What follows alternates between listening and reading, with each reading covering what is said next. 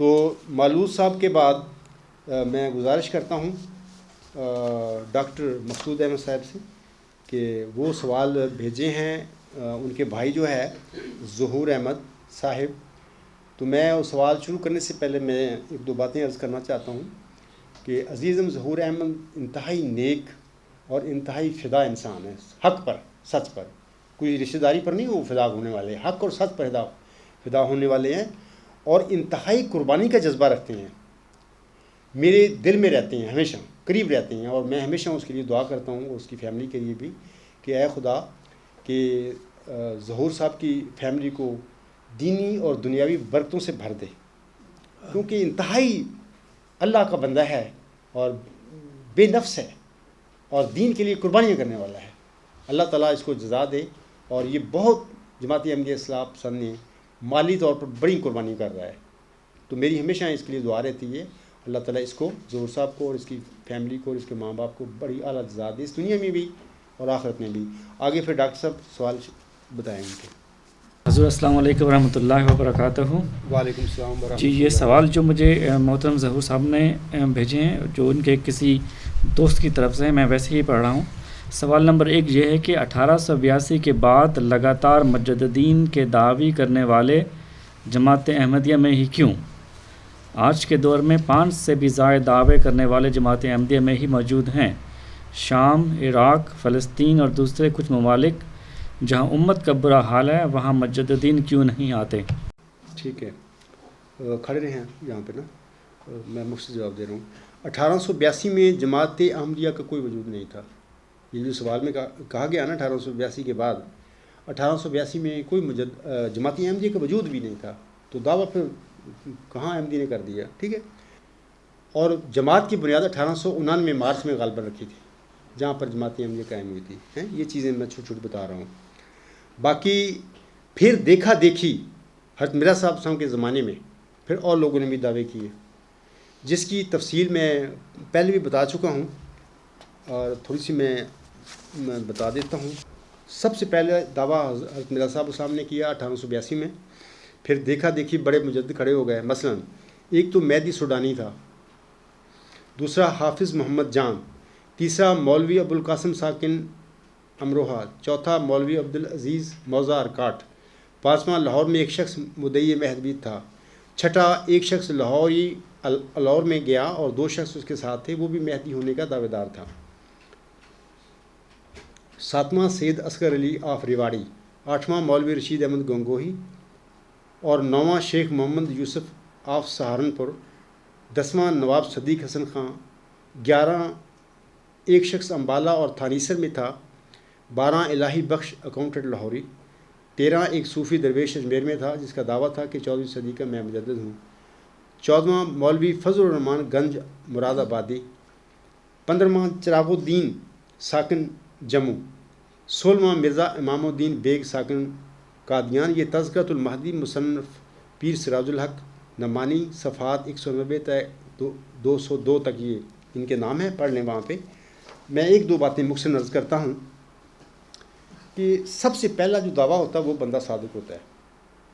بعد کے جو دعوے دار ہوتے ہیں ہر زمانے میں یہ ایسے ہی ہوا ہے کہ وہ دیکھا دیکھی کرتے ہیں اور وہ دعوے کر بیٹھتے ہیں جو غلط ہوتے ہیں. میں ایک مثال دیتا ہوں. جب عاصم کا پہلا مہاجرین جو گئے تھے حبشہ، وہاں پہ جو بادشاہ تھا انہوں نے پھر سوال و جواب کیے.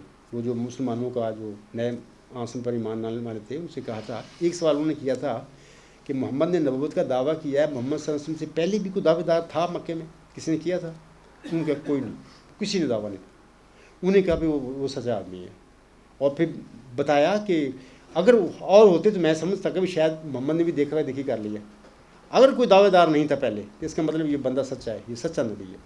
تو ایسے ہی میرا واقعہ ہے کہ 1983 10 دسمبر میں اللہ تعالیٰ نے مجھے خبر دی، صدی کے سر پر، 15ویں صدی کے سر پر اللہ نے خبر دی. اور میں نے میرے رشتہ داروں کو پتہ ہے کہ اس زمانے میں نے بتا دیا کہ یہ بات ہے. تو اس کے بعد پھر آہستہ آہستہ ایک لمبا عرصہ اللہ تعالیٰ نے مجھے بتاتا رہا اور میں پابند تھا اللہ تعالیٰ کی رہنمائی کا کہ میں نے اس بات کو نہیں کھولا پاکستان میں. اور پھر ادھر آ گیا. اس وقت تک میں نے نہیں کھولا، اس وقت تک جب تک اللہ تعالیٰ نے مجھے نہیں کہا. پھر یہ 1993 میں مارچ میں اللہ تعالیٰ نے مجھے اجازت دی، میں نے رکھا مرزا طاہر کے آگے دعویٰ. پھر اس کے بعد 1993 کے بعد پھر ایسا ایسا جماعتی احمدیہ میں دعوے دار پیدا ہونے شروع ہو گئے، کھڑے ہو گئے. آج جتنے دعوے دار ہیں وہ سارے میرے دعوے کے بعد والے ہیں. اس کا مطلب یہ ہے کہ سب دیکھا دیکھی ان لوگوں نے کیا ہے. تو آگے چلیں. ہاں ایک بات یہ ہے کہ شام، عراق، فلسطین اور دوسرے ممالک جو ہے جہاں امت کا برا حال ہے وہاں مجددین کیوں نہیں آتے؟ بات یہ ہے کہ وہاں پہ سچا دعوے دار ہی نہیں اللہ تعالیٰ کی طرف سے آیا، وہ اپنے مسائل میں پھنسے ہوئے ہیں. یہ معاملہ تو جماعتی احمدیہ کے ساتھ ہے کہ اللہ کا سچا مامور نے اس جماعت میں آنا ہے، مرزا صاحب کی غلامی میں آنا ہے. تو جس جگہ پر وہ آیا ہے، جس جماعت میں آیا ہے، وہاں پہ دیکھا دیکھی کے لوگ کھڑے ہو گئے ہیں. تو وہاں پر تو جو ہے وہ علاقے ہیں ٹھیک ہے مسلمان عالم اسلام میں داخل ہیں، لیکن اللہ تعالیٰ نے نہیں بھیجا، مامور بھیجا. وہ ادھر حضرت مرزا علیہ السلام کی غلامی میں بھیجنا تھا تو انہوں نے بھیج دیا. آگے چلے پھر اگلا سوال. حضور ان کی طرف سے دوسرا سوال یہ ہے کہ مرزا غلام احمد قادیانی صاحب نے اپنی وحی کو بار بار وحی ولایت بیان کیا ہے، یہ وحی نبوت اور وحی ولایت میں کیا فرق ہوتا ہے؟ دوسرا، رسول پاک صلی اللہ علیہ وسلم نے کبھی کوئی فرق بیان کیا؟ الغرض قرآن و حدیث کی روشنی میں محض ولی ولایت کی تشریح کرتے ہیں. اصل میں بات یہ ہے کہ مرزا غلام قادیانی علیہ السلام نے اپنے وحی کو بار بار وحی ولایت بیان کیا ہے. یہ بات پہلے میں کل سوال جواب میں کافی بتا چکا ہوں. اصل میں یاد رکھیں کہ نبی جو ہوتے ہیں نا وہ پیدائشی عالم نہیں ہوتے، عام انسان ہوتے ہیں. ماؤں کے پیٹ میں جس طرح عام انسان پیدا ہوتے ہیں وہ بھی پیدا ہوتے ہیں، لا علم ہوتے ہیں. ماحول میں پیدا ہو کر ذہین ہوتے ہیں، نیک ہوتے ہیں، سیکھتے ہیں، ماحول سے سیکھتے ہیں. پھر جب اللہ انہیں کھڑا کرتا ہے پھر الہام سے علم پاتے ہیں. ایسے ہی مرزا صاحب السلام کو لوگ یہ نہ سمجھیں کہ وہ کوئی خدا نعوذ باللہ ایسے تھے، وہ انسان تھے. وہ جیسے انسان علم سیکھتے ہیں ایسے انہوں نے بھی سیکھا، اور جیسے لا علمی لوگوں کے ساتھ شامل حال ہوتی ہے ایسے وہ بھی ایک عرصہ لا علم رہے ہیں. تو یہ جو انہوں نے بار بار وحی کو اپنی کو ولایت کہتے رہے تو یہ عدم علم کی وجہ سے تھا کہ ان کے پاس علم نہیں تھا وحی کے بارے میں، اپنے مقام و مرتبہ کے بارے میں کہ لمبا عرصہ رہے. ایسے ہی جیسے کہ حیات مسیح کے بارے میں ایک عرصہ تک وہ لا علم رہے. یعنی حیات مسیح کے بارے میں جب میں جواب دیتا ہوں لوگوں کو وہاں پر نہیں بات کرتے، نبوت کی کرتے ہیں. حالانکہ بات ایک ہی ہے، اگر ایک بندہ وہ جو بھی ہے اللہ نے بنایا، اگر ایک معاملہ حیات مسیح کے بارے میں غلطی میں رہا یا لا علم رہا تو کیا نبوت کے بارے میں لا علم نہیں رہ سکتا؟ رہ سکتا ہے، ماننا چاہیے. لیکن یہاں پر اگر اعتراض ہو جاتا بھی کیوں کہتے رہے؟ مقصد یہ ہے کہ وہ تو حیات مسیح کے بھی کہہ رہے ہیں 1891 تک. مقصد یہ ہے کہ عدم علم کی وجہ سے یہ بات ہوتی ہے. دوسری بات یہ ہے نبی اور ولی میں کیا فرق ہے؟ جس انسان کو اللہ اس پر وحی نازل کرے اور اس کو ولی بنا دے تو وہ جو وحی ہوگی اس پر نازل ہونے والی وہ وحی ولایت ہوگی. اور جس کوئی انسان ہے اس پر اللہ وحی نازل کرتا ہے اور اس میں اس کو کہتا ہے کہ اے میرے نبی، اے میرے نبی، تو وہ وحی جو اللہ کا کلام ہے، اللہ کے کلام اللہ کی ہوتے ہیں، خواہ ولی پر نازل ہوں خواہ نبی پر ہوں، لیکن ان کا مقام برتا جو اللہ دیتا ہے ان کو، ان کے مطابق وہ وحی کا مقام بدل جاتا ہے. جس آدمی کو اللہ نبی بنا دیتا ہے اس کی وحی نبوت بن جاتی ہے، اور جس کو ولی بناتا ہے اللہ اس کی وحی ولایت ہوتی ہے، جبکہ دونوں کلام اللہ کے منہ سے ہی نکلے ہوتے ہیں. تیسری بات، میں نے کہیں بھی ایسا نہیں پڑھا کہ ہم نے کوئی ان وحیوں میں وحی ولایت اور وحی نبوت کا کوئی بات کی ہو. جو میں نے پڑھا ہے جب تک میرا علم ہے، باقی ساری احادیث تو نہیں میں پڑھ سکا، لیکن بہرحال میں سمجھتا ہوں جتنا میرا علم ہے اور جو میں نے پڑھا اس کے مطابق میں نے نہیں پڑھا کہ ہم نے کبھی اپنی زندگی میں اس پہ بات کی ہو. اگلی بات جو ہے الغرض قرآن و حدیث کی روشنی میں وحی ولیت کی تشریح کر دیں. ہاں قرآن میں بتاتا ہوں کہ سورۃ مریم میں یہ جو الہام ہوا حضرت مریم علیہ السلام کو، اللہ تعالیٰ فرماتا ہے کالا انما انا رسول ربک لاہب لک غلاما زکیا قالت انا یکون لی غلام ولم یمسسنی بشر ولم اکو بغیا قال کذالک قال ربک هو علی حین ولنجعلہ آیاتا للناس ورحمۃ منا وکان امرا مقضیا. میں نے ایک مثال دی ہے، یہ وحی ولایت کی مثال ہے. حضرت مریم صدیقہ رضی اللہ رحمہ اللہ تعالیٰ ایک ولی تھی، ولیہ تھی، وہ اس کی وحی ہے. یہ اس کو جب اس پر نازل ہوئی تھی ہم اس کو وحی ولایت کہیں گے. اسی طرح سورۃ کہف میں واقعہ ہے کہ ایک بزرگ تھا، حضرت موسیٰ علیہ السلام نے ان سے کہا کہ میں آپ کے ساتھ چلنا چاہتا ہوں. تو اس نے کہا کہ میرے ساتھ چلے گا تو خاموش نہیں رہ سکے گا. ان کا کہ نہیں میں چلو تجربہ تو کرو. بار وہ گئے. پھر وہ لمبی بات ختم کرتا ہوں کہ وہ جو بزرگ تھا وہ بھی ولی تھا, وہ نبی نہیں تھا.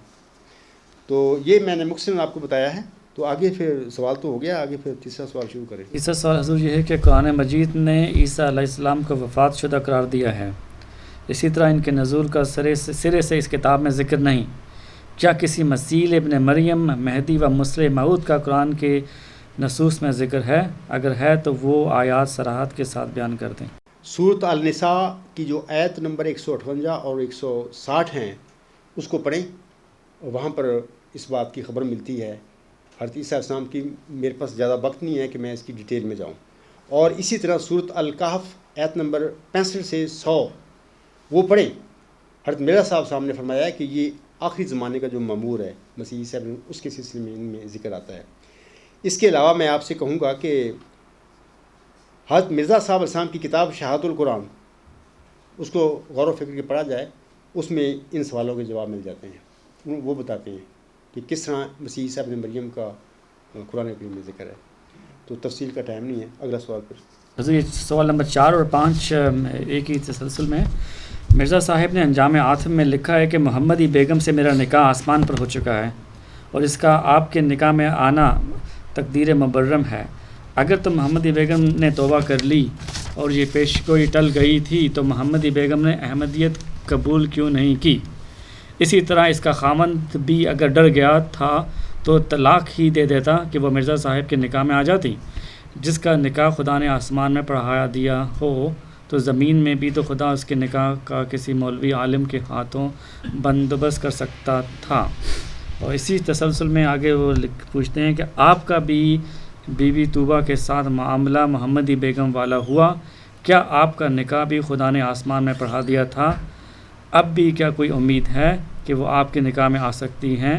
اسی طرح کیا آپ کی جماعت کے افراد کی آزمائش بھی دوبارہ محمدی بیگم والے واقعے کی طرح ہوگی؟ ٹھیک ہے.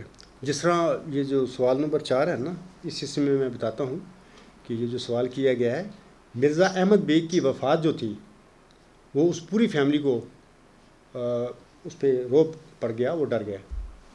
دل میں انہوں نے کیا معافی مانگی اللہ سے, کیا کیا وہ توبہ کرتے رہے. انسانوں کو نہیں پتہ, اللہ کو علم ہے کہ یہ کیا ہوا.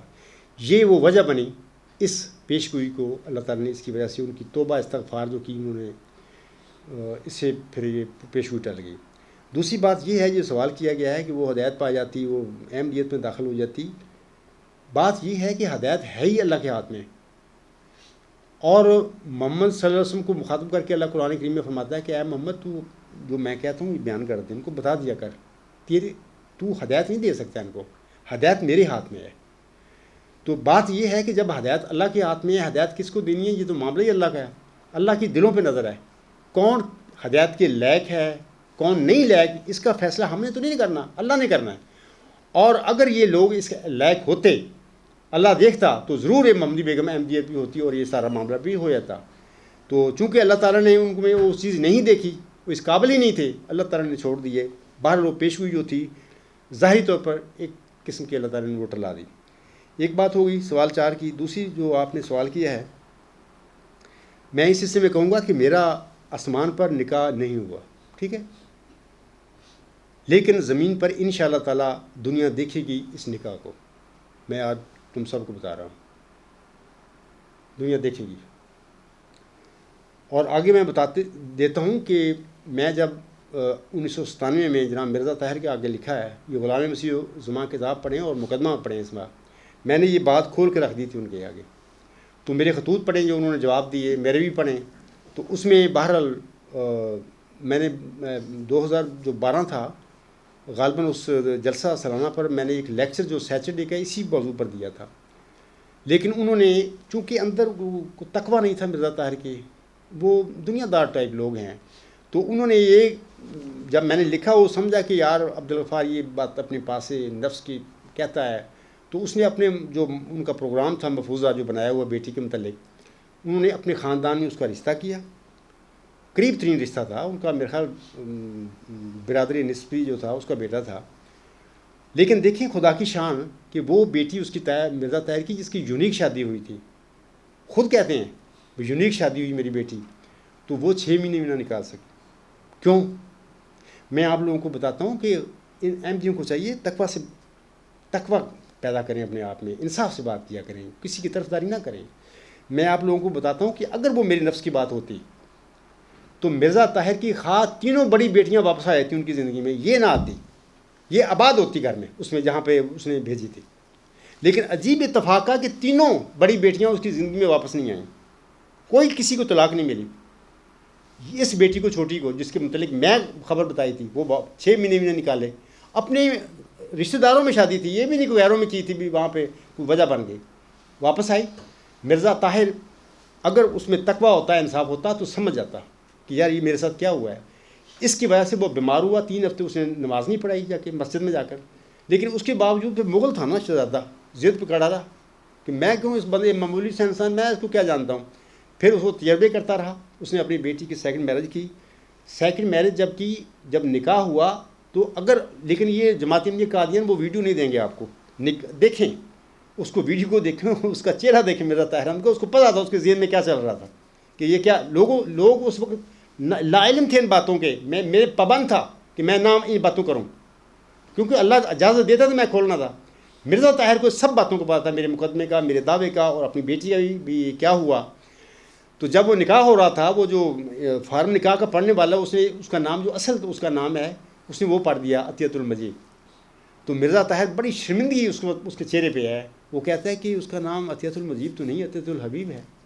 اب اس نے یہ ترلے لینے شروع کر دیے بھی شاید نام اس کا تبدیل کرو تاکہ یہ نعوذ باللہ، وہ تو مجھے بلا سمجھتا تھا نا، یہ کتنے سے آ گئی.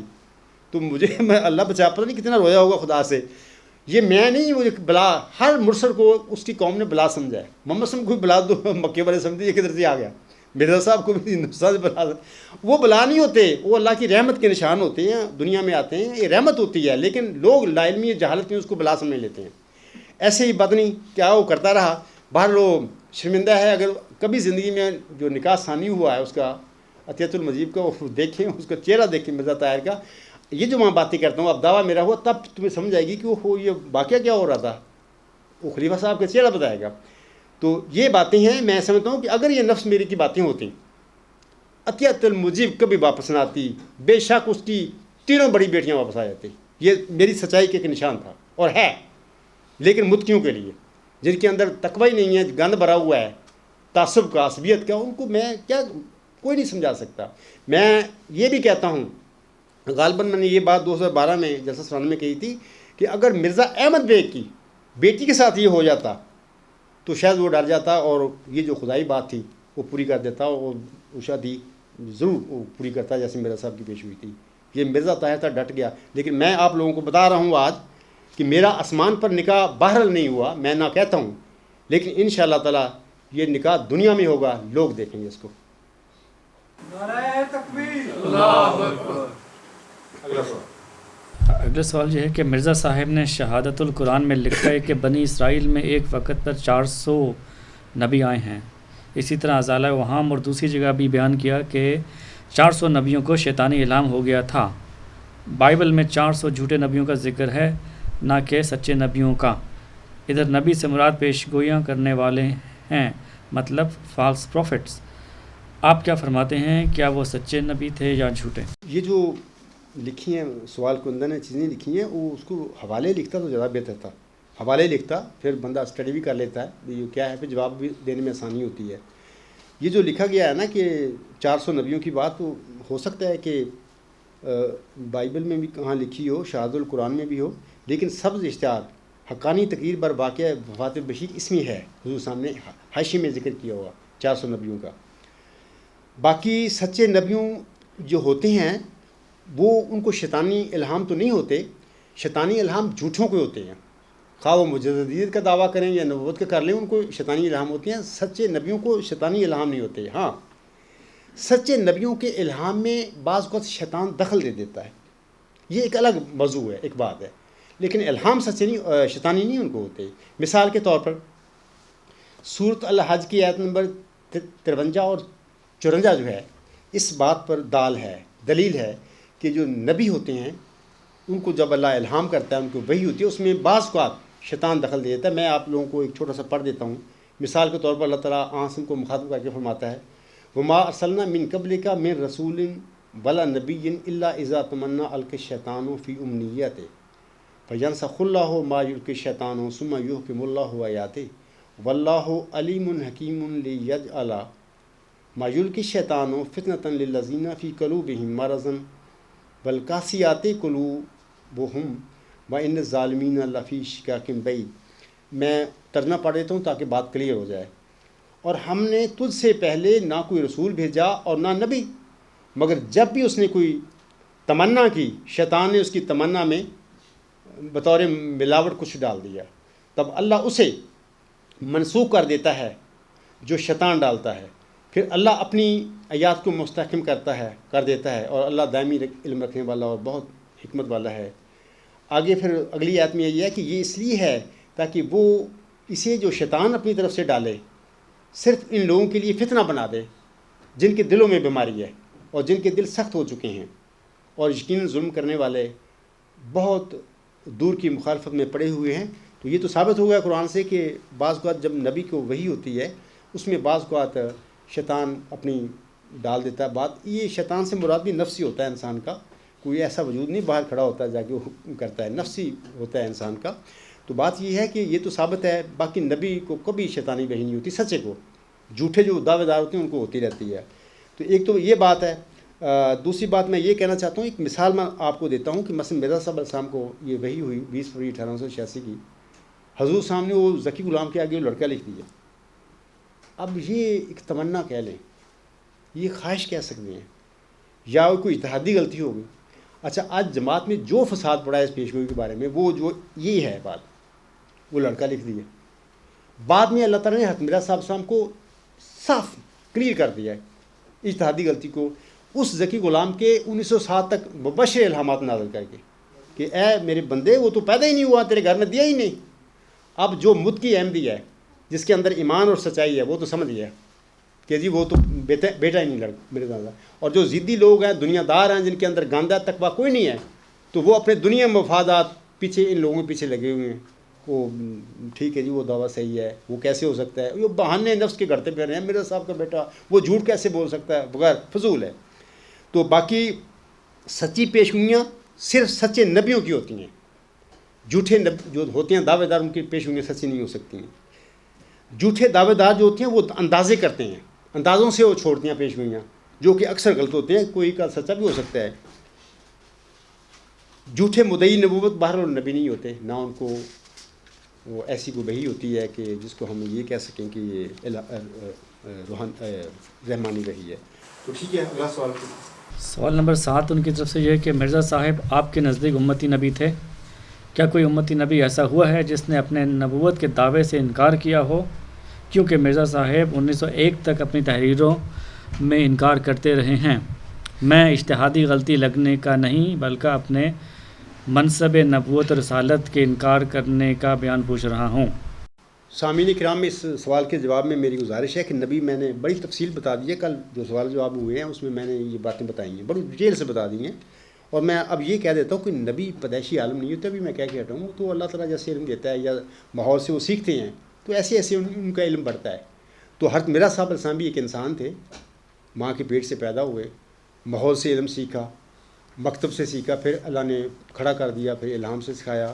اور یہ صرف نبوت کے بارے میں 1901 سے وہ کرتے رہے، یہ نہیں 1891 تک وہ ہر تیسرا شام کو بھی سمجھتے تھے کہ وہ اوپر ہے، میں تو صرف راہ صاف کرنے کے لیے آیا ہوں۔ تو مرزا صاحب میرے ایمان اور یقین اور علم کے مطابق امتی نبی تھے، بلکہ یہ بھی یاد رکھیں کہ وہ ایسے امتی نبی تھے کہ میں اکثر کہتا ہوں کہ کچھ لوگ ناراض ہو جاتے ہیں مجھ سے، یار یہ کیا کر رہے ہو، میں صحیح کہتا ہوں، آج بھی میرا پکا ایمان ہے کہ یہی بات ہے کہ وہ امتی نبی آنسم میں فنا ہو کر ان کی غلامی میں ایسا مقام پہ چلا گیا کہ آنسم سے پہلے جتنے نبی تھے، خواہ وہ شرعی تھے، مستقل تھے، حقیقی تھے، جو بھی تھے، وہ قومی نبی تھے، وہ یونیورسل نبی نہیں تھے، وہ تو آنسم ہے ایک۔ یہ میرا سب اسلام بھی یونیورسل نبی ہے، ان میں فنا ہو کر ان کی غلامی میں پہلے سب کا جو نبی تھے آنسم سے پہلے، ان کے سب سے پہلے آگے بڑھ گئے۔ انشاءاللہ کسی وقت مجھے موقع ملا تو میں وہ الہام بھی بتاؤں گا۔ غالباً کل میں نے ان باتوں کا ذکر بھی کیا ہے کہ ان کے الہام میں اللہ نے فرمایا ہے کہ جری اللہ فی حول الانبیاء، جری اللہ فی حول المرسلین، تو کیا مطلب کیا ہے کہ ابراہیم تو ابراہیم تھا، موسیٰ تھا، اور عیسیٰ تھا. اس بندے کو، اس عظیم نبی کو اللہ تعالیٰ نے کہا ہے کہ میں کبھی، وہ خود کہتا ہے میں کبھی آدم، کبھی موسیٰ، کبھی یعقوب ہوں، نیز ابراہیم ہوں، نسلیں ہیں میری بے شمار. جب وہ فرما رہا ہے تو ہم پر فرض ہے، اگر ہم باقی اس کو ایک صادق انسان سمجھتے ہیں، مان لیں کہ وہ باقی آدم بھی تھا، وہ ابراہیم بھی تھا، موسیٰ بھی تھا، عیسیٰ بھی تھا، اور یعقوب بھی تھا، وغیرہ وغیرہ. تو تفصیل میں کل بیان کر چکا ہوں. وہی بات ہے. ہاں بس یہی میں چاہتا ہوں مختصر جواب دوں، ٹائم نہیں ہے. ان کی طرف سے سوال نمبر 8 یہ ہے کہ اگر مرزا صاحب جو کہ مسیح موعود آپ کے نزدیک ہیں، ان کا مثیل دنیا میں آ سکتا ہے اور سینکڑوں آ سکتے ہیں، تو مسلح موعود بھی بہت سے آ سکتے ہیں. کیا مسلح موعود صرف ایک ہی ہے یا بہت سے وجود بھی ہو سکتے ہیں؟ پہلے تو یہ یاد رکھیں کہ مسلح سے مراد اصلاح کرنے والا ہے، ٹھیک ہے، اور مجدد سے مراد تجدید کرنے والا ہے، اور موعود وہ ہوتا ہے جس کا وعدہ دیا گیا ہو. امت میں یاد رکھیں کہ یہ جو حدیث مجددین کی ہے، یہ تو عام نارمل ایک بات آنس میں فرما دی اور قیامت تک سلسلہ چلے گیا مجددوں کا. لیکن اس تجدیدی سلسلے میں، محمدی تجدیدی سلسلے میں، 2 وجودوں کا آنس نے نام لیا ہے، ان کا مقام و مرتبہ ہے ان کا. ایک کو امام مہدی علیہ السلام اور ایک کو مسیح عیسیٰ ابن مریم قرار دیا ہے، ٹھیک ہے. یہ دونوں موعود ہیں. اور اسی طرح یہ جو مرزا صاحب صاحب کے بعد وسیل مصطفیٰ تھے صلی اللہ علیہ وسلم مرزا صاحب، اس کے بعد یہ محمدی سلسلہ جو ہے تجدیدی، یہ احمدی تجدیدی سلسلے میں داخل ہو گیا. احمدی تجدیدی سلسلہ جو حضرت مرزا صاحب علیہ السلام کے ساتھ شروع ہو گیا ہے، اس میں بھی 2 وجودوں کا وعدہ ہے، موعود ہیں. ایک لڑکا ہے اور ایک ذکی غلام ہے. اس احمدی تجدیدی سلسلے میں 2 موعودوں کے علاوہ کوئی وجود نہیں ہے موعود. لیکن یہ تجدیدی سلسلہ جو ہے مجددین کا، مصلحین کا، یہ تا قیامت تک جاری رہے گا. لیکن موعود میں بتا رہا ہوں کہ صرف ایک لڑکے کا ذکر اللہ نے کیا ہوا ہے، ایک ذکی غلام کا ہے. اور اگر کوئی آئندہ کوئی وجود ایسا ہے دنیا میں جس کو اللہ تعالیٰ نے موعود کا خطاب دینا اور موعود ہوگا، تو اللہ تعالیٰ یقیناً میری زندگی میں اس کا مجھے خبر دے گا اور میں بتا کے جاؤں گا. یہ کافی جواب ہے. حضور اگلا سوال ان کی طرف سے یہ ہے کہ اسلام میں کیا 2 مسلمانوں کے مابین مباہلہ جائز ہے؟ کیا کسی صحابی، تابعی یا تبع تابعین نے مباہلہ کیا؟ آپ نے سلطانی صاحب سے مباہلہ کیا ہے، کیا وہ آپ کو مسلمان نہیں سمجھتا؟ اگر آپ اسے مسلمان سمجھتے ہیں تو پھر مباہلہ کرنا کیسا؟ یہ جو سوال ہے، اس سلسلے میں گزارش ہے کہ کل میں نے جو خطبہ جمعہ میں نے پڑھا ہے، میں نے 3 حوالے حضرت مرزا صاحب صاحب کے مبالغہ کے سلسلے میں پڑھے ہیں، اور وہ میں بتا دیتا ہوں. صرف ایک پڑھتا ہوں آج کیونکہ ٹائم نہیں ہے. حضور صاحب فرماتے ہیں مبالغہ صرف ایسے شخصوں سے ہوتا ہے جو اپنے قول کی قطع اور یقین پر بنا رکھ کر کسی دوسرے کو مفتری اور زانی قرار دیتے ہیں. تو ایسے ہی میں ایک اور پڑھ دیتا ہوں تاکہ وضاحت ہو جائے معاملے کی. 2 اس ظالم کے ساتھ جو بے جا تہمت کسی پر لگا کر اور اس کو ذلیل کرنا چاہتا ہے، مثلا مستورہ عورت کو کہتا ہے کہ میں یقیناً جانتا ہوں کہ یہ عورت زانیہ ہے کیونکہ میں نے بچشم خود اس کو زنا کرتے دیکھا ہے. یا مثلا ایک شخص کو کہتا ہے کہ میں یقین جانتا ہوں کہ یہ شراب خور ہے کیونکہ بچشم خود اس سے شراب پیتے دیکھا ہے. تو اس حالت میں بھی مبالغہ جائز ہے. جو مرزا صاحب فتویٰ دے رہے ہیں تو پھر جائز ہے. 2 مسلمانوں کے اندر بھی یہ اس قسم کا کوئی ایک مسلمان جھوٹا الزام دوسرے پر لگا دے ذلیل کرنے کے لیے اس کو، تو مرزا صاحب فرما رہے ہیں جائز ہے. کیونکہ اس جگہ کوئی اتحادی غلطی اختلاف نہیں اتحادی، کیونکہ ایک شخص اپنے یقین اور روایت کی بنا پر ایک مومن بھائی کو ذلت پہنچانا چاہتا ہے. تو اس کا مطلب یہ ہوا کہ جائز ہے. 2 مسلمانوں کے درمیان ایک جھوٹا الزام اور کسی کے اوپر لگایا تو وہ جائز ہے. دوسری بات یہ ہے کہ میں نے کل جو سوالوں کے جواب دیے ہیں، پہلا سوال جو تھا وہ تھا ہی اس مبالغے کے سلسلے میں سلطانی کے بارے میں نا. میرے خیال میں وہ کافی ہے. لیکن اتنی بات یاد رکھیں کہ میں نے صرف سلطانی کے مبالغے کے چیلنج کو قبول کیا ہے. میں نے اس کو چیلنج نہیں دیا، اس نے مجھے دیا ہے. اور وہ سمجھتا تھا کہ میں جھوٹا ہوں، وہ جھوٹا سمجھ کے اس نے مجھے چیلنج دیا ہے. اگر وہ سچا سمجھتا مجھے چیلنج نہ دیتا. تو دوسری بات یہ ہے کہ میں نے اس کا مبالغے کا چیلنج اس لیے قبول کیا ہے کہ کیونکہ میں اس کو کذاب اور ایک مفتری سمجھتا ہوں. مفتری اللہ ہے وہ بندہ. میں نے اس کا چیلنج قبول کیا ہے. اور ایک مسلمان بھی کذاب اور مفتری اللہ ہو سکتا ہے. مسلمان ہونا اپنی بات ہے، کلمہ پڑھ لیا مسلمان ہے. اگر مرزا صاحب علیہ السلام فرماتے ہیں کہ اگر ایک جھوٹا الزام کسی پہ لگاتا ہے کہ میں بچشم خود میں نے دیکھا ہے کہ ایک بندہ شراب خور ہے، جب کہ وہ شراب خور نہ ہو تو مبالغہ جائز ہے. تو اگر ایسا کوئی مسلمان ہو سکتا ہے کہ اتنی بڑی گناہ کر سکتا ہے، جھوٹا الزام لگا سکتا ہے، تو پھر وہ جھوٹا دعویٰ بھی کر سکتا ہے. تو ایسے جو کذاب اور مفتری ہوتے ہیں تو ان سے ٹھیک ہے، پھر مبالغہ تو پھر جائز ہو جاتا ہے، کیونکہ ایک صادق جو ہے اس کی تو میں مجبوری ہے. اگر میں مثال کے طور پہ یہ مبالغہ نہ قبول کرتا، یقیناً یہ لوگ مجھ پر یہ سوال کرتے ہیں غفار صاحب ثابت ہوگا بھی تم جھوٹے ہو، اگر سچے ہوتے تو تم بھاگتے نہیں. یہ سوال ہونے تھے مجھ پر، تو وہ نہیں ہوا تو یہ سوال ہو گئے. تو جب ایک مفتری اللہ کسی صادق کو مبالغہ کا چیلنج دے سامعین کرام، تو پھر اسے مبالغ کو قبول کرنا چاہیے. اور حضرت مرزا صاحب صاحب کی بھی یہی سنت ہے، جس کا میں کل سوال و جواب کے سیشن میں مفصل ذکر کر چکا ہوں. تو آگے چلیں پھر. حضور یہ آخری سوال ہے کہ مرزا صاحب سے قبل جتنے بھی اولیاء اکرام مجددین و محدثین گزرے ہیں، کیا وہ کسی رنگ میں نبی تھے؟ ان کے اور مرزا صاحب کے نبی ہونے میں کیا فرق ہے؟ شکریہ سوالوں کا. میں تھوڑا سا اس کو جواب دیتا ہوں. پہلی بات تو یاد رکھیں کہ حضرت مرزا صاحب وسلم اپنی تحریروں میں نبی اور رسول کو ایک ہی وجود فرماتے ہیں. یہ نوٹ کرنے والی باتیں ہیں کہ حضرت مرزا صاحب نے فرمایا ہے کہ جو نبی ہوتا ہے وہ رسول بھی ہوتا ہے، جو رسول ہوتا ہے وہ نبی بھی ہوتا ہے. یعنی ہم تخصیص نہیں کر سکتے، جیسے کہ عالم اسلام میں تخصیص ہے کہ 313 رسول ہیں. میں نے خود ڈاکٹر اسرار کی بھی تقریریں سنی ہیں کہ 313 دنیا میں رسول آئے، نبی 1,24,000. جبکہ مرزا صاحب فرماتے ہیں کہ نہیں، جو نبی ہوتے ہیں وہ رسول ہوتے ہیں، جو رسول ہے وہ نبی ہوتے ہیں. اس میں کوئی فرق والی بات نہیں. دوسری بات یاد رکھیں کہ حضور اسلام فرماتے ہیں شہادت القرآن صفحہ 323. اور اگر یہ کہا جائے، حضور فرماتے ہیں، اور اگر یہ کہا جائے کہ موسی علیہ السلام تو حمایت دین کے لیے نبی آتے رہے اور حضرت مسیح بھی نبی تھے، تو اس کا جواب یہ ہے کہ مرسل ہونے میں نبی اور محدث ایک ہی منصب رکھتے ہیں. یعنی نبی اور محدث مرسل ہونے میں ایک ہی منصب رکھتے ہیں.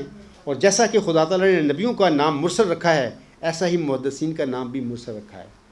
جب مرسل رسول کی جمع ہے، جب مرزا صاحب نے فرما دیا کہ نبی اور محدث جو ہوتے ہیں مرسل ہونے کے لحاظ سے ایک ہی منصب پر ہوتے ہیں، تو ثابت ہو گیا پھر بات کہ یہ جتنے مجددین محدثین ہیں یہ بھی ایک رنگ میں نبی ہی ہوتے ہیں. اگلی بات سنیے کہ حضرت مرزا صاحب علیہ السلام کے بقول ایک لحاظ سے، یعنی مرسل ہونے کے لحاظ سے سارے مجددین ایک لحاظ سے نبی بھی تھے، لیکن حضرت صلی اللہ علیہ وسلم نے فرمایا ہے علماء امتی کل انبیاء بنی اسرائیل. میری امت کے آنسر نے فرمایا میری امت کے علماء بنی اسرائیل کے نبیوں کی طرح ہوں گے. امت میں دیگر مجددین اور حضرت مرزا صاحب علیہ السلام کے درمیان یہی فرق ہے کہ اللہ تعالیٰ نے حضرت مرزا صاحب علیہ السلام کو نبی فرمایا ہے، جبکہ پہلے مجددین کو نہیں فرمایا. حضرت صلی اللہ علیہ وسلم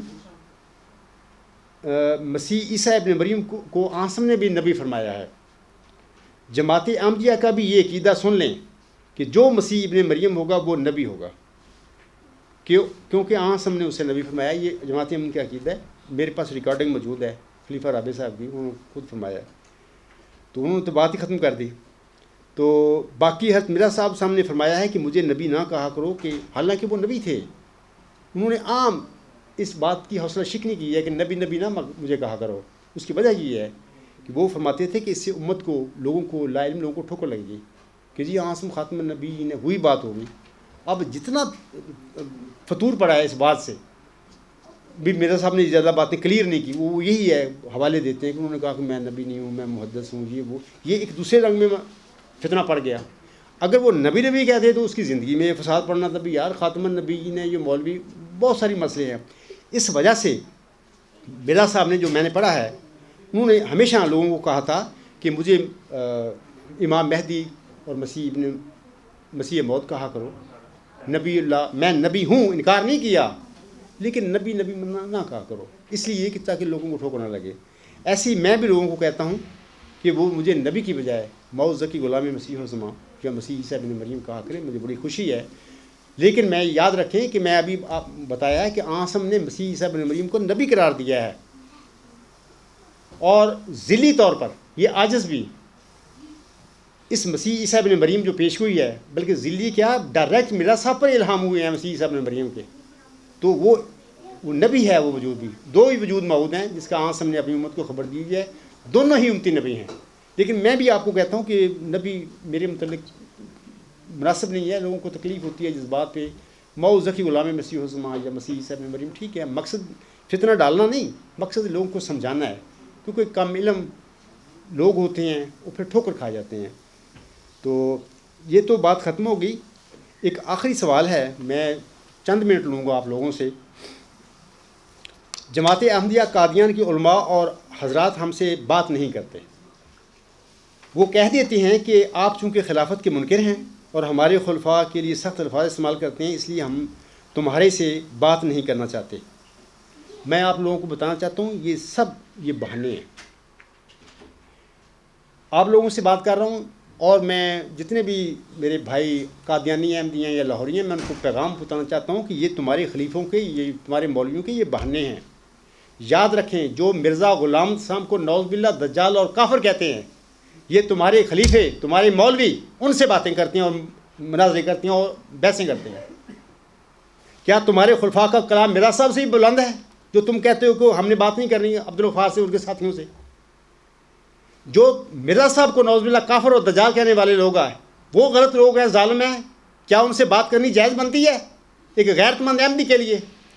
اور ایک ایسا مدعی جو مرزا صاحب علیہ السلام کو پر دن میں کئی دفعہ درود بھیجتا ہے، سلامتی بھیجتا ہے، اور اس کے ساتھی بھی، ماننے والے بھی، ان سے تم کہتے ہو کہ خلیفے کو ہم سخت الفاظ کہتے ہو، ہم بات نہیں کرتے. کوئی دلیل نہیں ہے.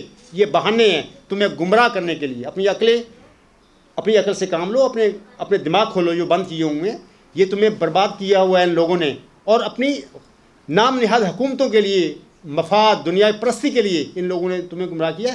تم میرے بھائی بھی ہو، بیٹے بھی ہو، بزرگ بھی ہو، میں تمہیں نصیحت کرتا ہوں، میرے دعوے کی تحقیق کرو، ان کی باتوں کو پیچھے نہ لگو. میرے دعوے کی تحقیق کرو، قرآنی معیاروں کے مطابق میرے دعوے کو پرکھو، اور یقیناً میں صادق ہوں. اور اگر تم محروم رہ گئے، یقیناً تمہاری پکڑ ہوگی. اور میں تمہیں یہ بھی کہتا ہوں، اور قادیانی خلیفوں کو بھی میں کہتا ہوں کہ یہ جو تمہارے بہانے ہیں، ان بہانوں سے تم نے امت کو، جماعت کو گمراہ کیا ہوا ہے. یہ بہت ٹائم، اب 11 سال ہو گئے ہیں میرے اوپن دعوے کو بھی. لیکن میں سمجھتا ہوں کہ تمہارا یہ طریقہ ہے کہ جب تک اللہ تعالیٰ کا ڈنڈا نہیں نہ آتا اس وقت تک ہم نہیں مانتے. یہ میں سمجھ گیا ہوں، میرے ساتھی سمجھتے ہیں کہ تم ڈنڈا کی انتظار کر رہے ہو. تم قرآن کو پڑھو کہ اللہ تعالیٰ نے قوموں کو ایک لمبا عرصہ ڈھیل دی، نبیوں کی قوموں کو. پھر ان کی پکڑ آئی اللہ کی، انہیں ملیا میٹ کر دیے. حضرت صالح علیہ السلام کی قوم کا کیا پھر ہوا؟ حضرت ہود علیہ السلام کی قوم کا کیا ہیٹ اوپر اللہ نے اس کر دیے.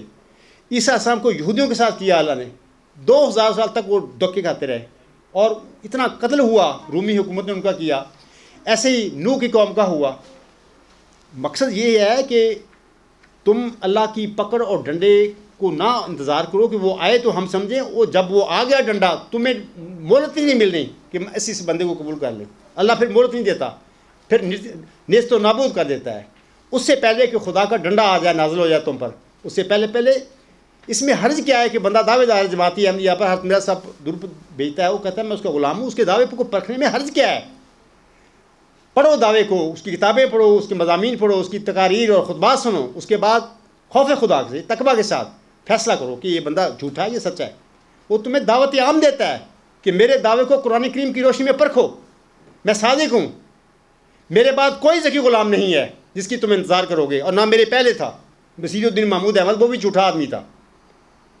تو اللہ تعالیٰ تم پر رحم کرے. یہ جو مربی ہیں تمہیں گمراہ کرتے ہیں، یہ بہانے ہیں ان کے کہ چونکہ تمہیں برین واش کر دیا گیا ہے عقیدت کا نشہ دے کر، اور مرزا صاحب صاحب کی روحانیت کی وجہ سے تم بھی اس پر فدا ہو. اور یہ لوگ مرزا صاحب کے ساتھ ان کا تعلق ہی نہیں ہے جو تمہیں کہتے ہیں کہ ان سے بات نہ کرو. اس لیے اپنے آپ پر رحم کرو، اپنی حالت پر رحم کرو. ایک بندہ خدا کی طرف سے تم میں کھڑا ہے، تم پر فرض بنتا ہے، اگر تم میں تقویٰ اور ایمان کو سچائی ہے تو اس کے دعوے کو، جیسا مرزا صاحب علیہ السلام کے دعوے کو اس زمانے کے لوگوں نے پرکھا، نشانات دیکھے، پھر اس کی غلامی بھی آ گئے. ایسے ہی ایک بندہ تمہارے ساتھ ہے، جب پھر اللہ کا ڈنڈا آ گیا تو پھر تو سمجھو کہ پھر تمہیں موقع نہیں ملنا کہ بھی غلطی کو. پھر وہی جو دروغے ہیں، جہنم کے وہ کہیں گے، تم کہو گے کہ اب چھوٹ ہو سکتی ہے، وہ کہیں گے نہیں، ایک بندہ تمہارے پاس آیا تھا، اس نے بڑا کھول کھول کے دن رات تمہیں سمجھایا لیکن تم نہیں سمجھے۔ باقی بات یہ ایک اور ہے کہ بعض لوگوں کو یہ ہوتی کہ نشان دیکھیں۔ میرا ایک مضمون ہے، اس کا نام ہی ہے نشان چاہیے، کہ میں نے لکھا ہے۔ حضور صاحب فرماتے ہیں، قرآن میں بھی اللہ تعالیٰ جگہ جگہ فرماتا ہے کہ دیکھو نشانوں سے پہلے ایمان لے آیا کرو، ایمان ہوتا ہی ایمان بالغیب ہے۔ بعض باتیں دیکھو اس میں سچا بندہ تو ویسی ہو، اس کی خوشبو آتی ہے، اس کے تو چہرے سے پتہ لگتا ہے کہ بندہ صادق ہے، اس کی باتوں گفتگو سے پتہ چلتا ہے۔